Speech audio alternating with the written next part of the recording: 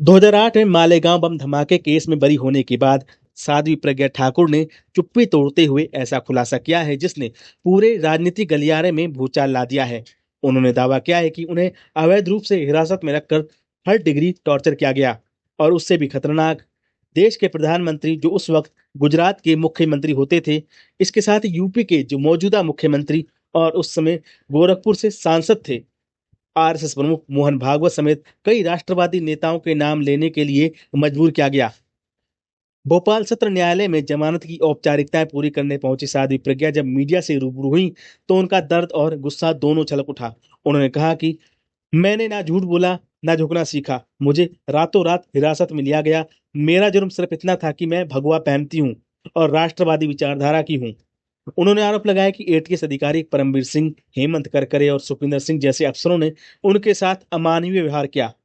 उन्हें बुरी तरह पीटा गया, मानसिक रूप से तोड़ा गया और धमकाया गया कि अगर उन्होंने मोदी, योगी और मोहन भागवत का नाम नहीं लिया तो जान से मार दिया जाएगा। उन्होंने मुझसे कहा कि बोल दो, ये सब मोदी और आरएसएस के कहने पर हुआ, लेकिन मैं क्यों झूठ बोलती। मैंने कह दिया मार डालो मुझे, पर मैं राष्ट्र और धर्म के खिलाफ झूठ नहीं बोलूंगी। साधु ने कहा कि उन्होंने इन सब बातों को लिखित में कोर्ट और संबंधित एजेंसियों को दिया था, लेकिन पिछली सरकार यानी कांग्रेस ने सब कुछ दबा दिया। उन्होंने साफ कहा कि ये पूरी साजिश कांग्रेस की थी, जिसने सत्ता के लिए भगवा को आतंक से जोड़ने की कोशिश की। साध्वी ने दावा किया कि ये सिर्फ मेरी जीत नहीं बल्कि पूरे सनातन धर्म की जीत है। कांग्रेस ने मुझ पर झूठा केस लादा, मुझे जेल में सड़ा दिया, मेरी सेहत को बर्बाद कर दिया, लेकिन आज न्याय ने मेरी बेगुनाही को साबित कर दिया।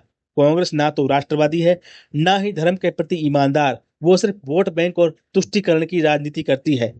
उन्होंने ये भी कहा कि उन्होंने मुझे टॉर्चर किया, उनका अंत देखिए, कोई मौत का शिकार हुआ, कोई बदनामी का। ये ईश्वर का न्याय है, धर्म की रक्षा करने वालों को कोई हरा नहीं सकता। बता दें कि 29 सितंबर 2008 को महाराष्ट्र के नासिक जिले के मालेगांव में एक बम धमाका हुआ था, जिसमें 6 लोगों की जान चली गई थी और 100 से ज्यादा लोग घायल हुए थे। इस मामले में साध्वी प्रज्ञा ठाकुर, लेफ्टिनेंट कर्नल प्रसाद पुरोहित समेत 7 लोगों को आरोपी बनाया गया था। करीब 17 साल तक चले इस बहुचर्चित मुकदमे के बाद 31 जुलाई 2025 को एनआईए की विशेष अदालत ने फैसला सुनाते हुए कहा कि अभियोजन पक्ष आरोपों को साबित करने में नाकाम रहा और इस तरह सभी आरोपियों को संदेह का लाभ देते हुए बरी कर दिया गया।